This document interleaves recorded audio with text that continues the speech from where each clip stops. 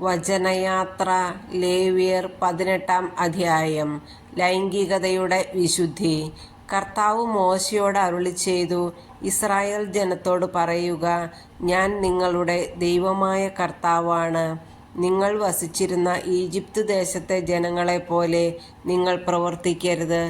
ഞാൻ നിങ്ങളെ പ്രവേശിപ്പിക്കാനിരിക്കുന്ന കാനാൻ ദേശത്തെ ആളുകളെപ്പോലെയും നിങ്ങൾ പ്രവർത്തിക്കരുത്.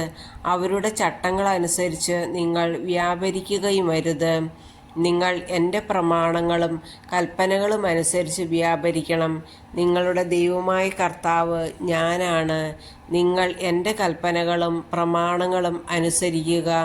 അവ അനുസരിക്കുന്നവൻ അതിനാൽ ജീവിക്കും. ഞാനാണ് കർത്താവ്. നിങ്ങളിൽ ആരും തൻ്റെ ചാർച്ചക്കാരുടെ നഗ്നത അനാവൃതമാക്കാൻ അവരെ സമീപിക്കരുത്. ഞാനാണ് കർത്താവ്. നിന്റെ മാതാവിൻ്റെ നഗ്നത അനാവൃതമാക്കി നിന്റെ പിതാവിനെ അപമാനിക്കരുത്. അവൾ നിന്റെ അമ്മയായതുകൊണ്ടും അവളുടെ നഗ്നത അനാവൃതമാക്കരുത്. നിന്റെ പിതാവിൻ്റെ ഭാര്യയുടെ നഗ്നത നീ അനാവൃതമാക്കരുത്. അത് നിന്റെ പിതാവിൻ്റെ തന്നെ നഗ്നതയാണ്.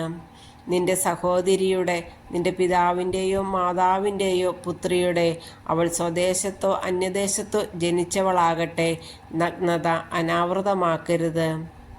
നിന്റെ മകൻ്റെ മകളുടെയോ മകളുടെ മകളുടെയോ നഗ്നത നീ അനാവൃതമാക്കരുത്. കാരണം അവരുടെ നഗ്നത നിന്റെ തന്നെ നഗ്നതയാണ്.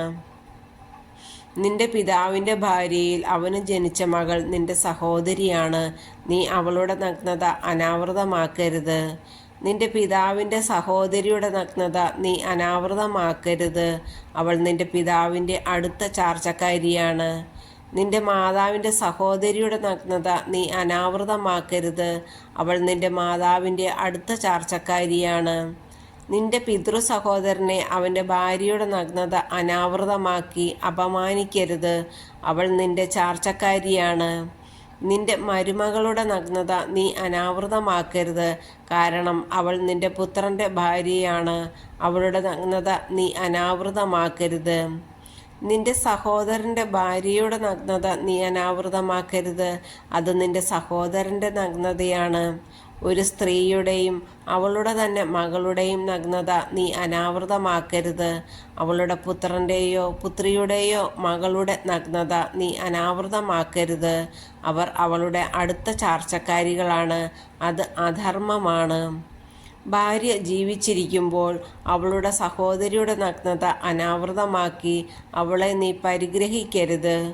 ആർത്തവം നിമിത്തം അശുദ്ധിയായിരിക്കുന്ന സ്ത്രീയുടെ നഗ്നത നീ അനാവൃതമാക്കരുത്. നിന്റെ അയൽക്കാരൻ്റെ ഭാര്യയോടുകൂടെ ശയിച്ച് അവൾ നിമിത്തം നീ അശുദ്ധനാകരുത്. നിന്റെ സന്തതികളിൽ ഒന്നിനെയും മോളക്കിന് ബലിയർപ്പിച്ച് ദൈവനാമത്തെ അശുദ്ധമാക്കരുത്. ഞാനാണ് കർത്താവ്. സ്ത്രീയോടുകൂടെ എന്നതുപോലെ പുരുഷനോടുകൂടെ നീ ശയിക്കരുത്. അത് മ്ലേച്ഛതയാകുന്നു. സ്ത്രീയോ പുരുഷനോ മൃഗങ്ങളുമായി ലൈംഗിക ബന്ധത്തിലേർപ്പെട്ട് തന്നെ അശുദ്ധമാക്കരുത്. അത് ലൈംഗിക വൈകൃതമാണ്. ഇവയിൽ ഒന്നുകൊണ്ടും നിങ്ങൾ അശുദ്ധരാകരുത്.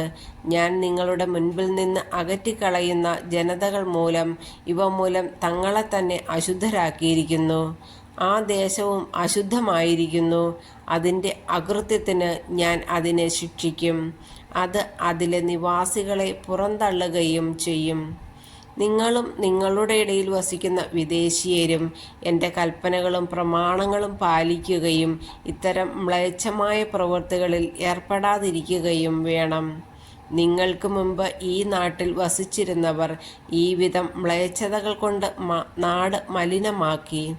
ആകയാൽ ഈ ദേശം നിങ്ങൾക്ക് മുമ്പുണ്ടായിരുന്നവരെ പുറന്തള്ളിയതുപോലെ അതിനെ അശുദ്ധമാക്കുക വഴി നിങ്ങളെയും പുറന്തള്ളാതിരിക്കാൻ സൂക്ഷിച്ചുകൊള്ളുവിൻ. ഇത്തരം മ്ലേച്ഛ പ്രവൃത്തികൾ ചെയ്യുന്നവൻ സ്വജനത്തിൽ നിന്ന് വിച്ഛേദിക്കപ്പെടണം. നിങ്ങൾക്ക് മുൻപ് നടമാടിയിരുന്ന ഈ മ്ലേച്ഛതകളിൽ വ്യാപരിച്ച് നിങ്ങളെ തന്നെ അശുദ്ധരാക്കരുത് എന്ന എൻ്റെ കൽപ്പന അനുസരിക്കുവിൻ. ഞാനാണ് നിങ്ങളുടെ ദൈവമായ കർത്താവ്.